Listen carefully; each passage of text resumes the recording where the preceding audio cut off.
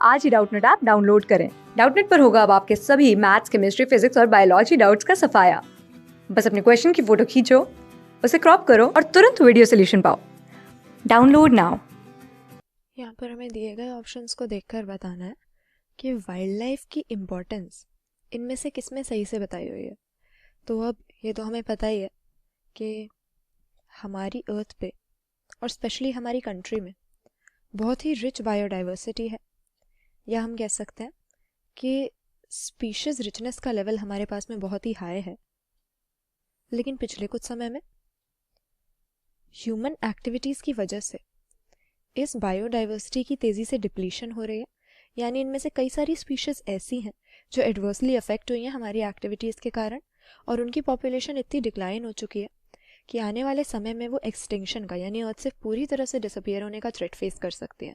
तो ऐसे में वाइल्ड लाइफ की यानी हमारे पास फ्लोरा, फौना और माइक्रो ऑर्गेनिजम्स की जो अलग अलग स्पीशीज़ हैं उनकी इम्पोर्टेंस समझकर इस बायोडाइवर्सिटी को प्रिजर्व करने के लिए कंजर्वेशन के कई सारे स्टेप्स लेना बहुत ज़रूरी है। तो वाइल्ड लाइफ की इम्पोर्टेंस तो वैसे 3 पॉइंट्स में बताई नहीं जा सकती, क्योंकि अर्थ पे जो पूरी लाइफ है उसको बचा के रखने के लिए ये वाइल्ड लाइफ हमें चाहिए। ज़्यादातर लोग ऐसे नाइव क्वेश्चंस पूछ सकते हैं कि सपोज इस दुनिया में 20,000 स्पीशीज़ हैं सिर्फ चींटियों की, तो उसमें से सपोज आधी ख़त्म भी हो जाए, 10,000 स्पीशीज़ रह जाएं चींटियों की, तो हमें क्या फ़र्क पड़ेगा। लेकिन असल में कोई भी नेचुरल इकोसिस्टम होता है उसमें सभी लिविंग ऑर्गेनिजम्स के आपस में बहुत ही क्लोज एसोसिएशंस होते हैं, एक दूसरे के ऊपर ये डिपेंड भी करते हैं अपनी लाइफ साइकिल पूरी करने के लिए, अपने सर्वाइवल के लिए, तो इंटरडिपेंडेंट भी होते हैं।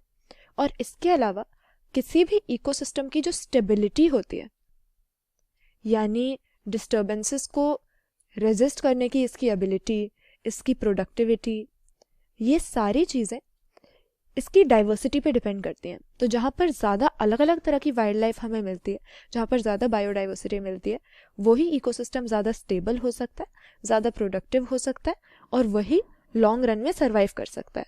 तो सबसे पहले हम अगर अपने ऑप्शंस देखें, लिखा हुआ है कि वाइल्ड लाइफ पॉपुलेशन को बैलेंस करके रखती है। बिल्कुल सही बात है, क्योंकि एक इकोसिस्टम की जो फूड चेन होती है इसमें हम देखते हैं कई सारे लेवल्स हमें मिलते हैं, जिसमें एक ऑर्गेनिज्म जहाँ दूसरे ऑर्गेनिज्म पे फीड करता है तो अगले ऑर्गेनिज्म के लिए, अगले ट्रॉपिक लेवल के लिए वो खुद खाना बन जाता है। और एक इकोसिस्टम के अंदर प्रे और प्रेडेटर के बीच में या प्रोड्यूसर और कंज्यूमर के बीच में इस तरह के जो रिलेशनशिप है ये पॉपुलेशन को बैलेंस में रखने के लिए बहुत ही ज़्यादा ज़रूरी है। जैसे कि अगर कोई प्रे है वो कम रह जाता है पॉपुलेशन में, हमारी किसी एक्टिविटी की वजह से उसकी पॉपुलेशन डिक्लाइन हो जाती है, तो डायरेक्ट असर प्रेडेटर पे पड़ेगा जो इसके ऊपर डिपेंड करता है अपने खाने के लिए। साथ ही साथ प्रेडेटर की अगर कम हो जाती है पॉपुलेशन तो डायरेक्ट इफेक्ट प्रे की पॉपुलेशन पे पड़ेगा, क्योंकि प्रेडेटर का मेन काम होता है इकोसिस्टम के अंदर प्रे की पॉपुलेशन को चेक में रखना, इसको कंट्रोल करके रखना। और अगर प्रेडेटर नहीं रहेगा तो प्रे जो है इनडिस्क्रिमिनेटली बढ़ेंगे और इकोसिस्टम में डिसबैलेंस कॉज करेंगे। तो पॉपुलेशन को या हम कह सकते हैं इकोसिस्टम को बैलेंस करके रखना ये वाइल्ड लाइफ का बहुत ही ज़रूरी काम है। दूसरा लिखा है फूड चेन और नेचुरल साइकिल्स को मेंटेन करना, ये भी बिल्कुल सही बात है। जब डाइवर्सिटी होगी किसी इकोसिस्टम के अंदर तभी फूड चेन अच्छे से चलेगी, क्योंकि डिफरेंट ट्रॉपिक लेवल्स पे हम देखते हैं अलग अलग ऑर्गेनिजम्स होते हैं, कई सारे ऐसे भी होते हैं जो मल्टीपल ट्रॉपिक लेवल ऑक्यूपाई करते हैं। तो इस तरह की जो कॉम्प्लेक्स इंटरेक्शन है वो एक दो ऑर्गेनिज्म के बीच में हो नहीं सकती। रिच बायोडाइवर्सिटी, वाइब्रेंट इकोसिस्टम हमको चाहिए उसके लिए। और उसी तरह से नेचुरल साइकिल, चाहे वो वाटर की साइकिल हो या चाहे मिनरल्स की साइकिल हो, न्यूट्रिएंट्स की, ये सारी ही जो सब्सटेंसेस हैं ये लिविंग ऑर्गेनिज्म से पास होते हैं और फिर एबायोटिक कंपोनेंट्स में पहुंचते हैं। तो जो हमारे वाइल्ड लाइफ के ऑर्गेनिजम्स हैं नेचुरल साइकिल्स में इनका बहुत इंपॉर्टेंट पार्ट है। और फिर लिखा है कि ये एक तरह की जीन बैंक के सोर्स होते हैं हमारे लिए, एग्रीकल्चर के जो हम ब्रीडिंग प्रोग्राम करते हैं उनके लिए। अच्छा, ये एक बहुत ही यूटिलिटी वाला पॉइंट है, क्योंकि अभी तक हमने क्या देखा कि नेचुरल इकोसिस्टम प्रोटेक्टेड रहे, हमारी जो बायोडाइवर्सिटी है वो मेंटेन रहे। तो एक बार को हम सोच लें हमें सबसे कोई फ़र्क नहीं पड़ता, जो नेचुरल इकोसिस्टम्स हैं वो बर्बाद हो जाए, हमें कोई फ़र्क नहीं है, हमें बस ह्यूमन पॉपुलेशन को बचाना है। तो अगेन वाइल्ड लाइफ इसके लिए बहुत ज़्यादा ज़रूरी है, क्योंकि जब भी हम ब्रीडिंग प्रोग्राम कोई चलाते हैं एग्रीकल्चर में, हम कोई सुपीरियर वेराइटी की क्रॉप बनाना चाहते हैं, तो ये जो सुपीरियर कैरेक्टरिस्टिक्स हैं ये हमें कहाँ से मिलेंगे? इसके लिए हमें उस पर्टिकुलर प्लांट के सारे जीन्स के लिए सारे एलील्स देखने पड़ेंगे।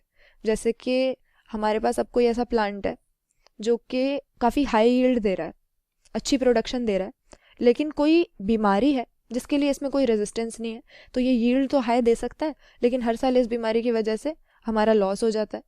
तो अब हमें करना क्या है, हमें प्लांट ब्रीडिंग प्रोग्राम से एक ऐसी वैरायटी बनानी पड़ेगी जिसमें ये हाई यील्ड भी हो और इसमें डिजीज़ रेजिस्टेंस भी हो, ताकि डिजीज़ की वजह से हमें लॉस ना हो, हम जो फ़ायदा है इसको हार्वेस्ट कर सकें हर साल।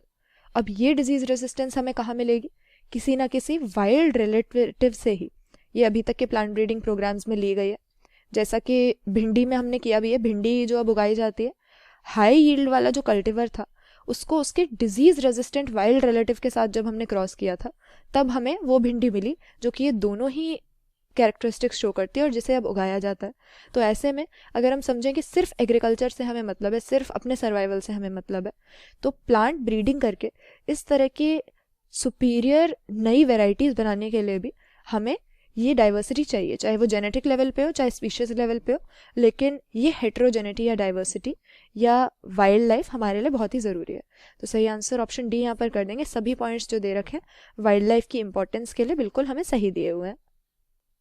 और इसके अलावा भी ह्यूमन बींग्स के सर्वाइवल के लिए और अर्थ के लिविंग सिस्टम्स को सस्टेन करने के लिए वाइल्ड लाइफ काउंटलेस वेज में हमारे लिए एसेंशियल होती है।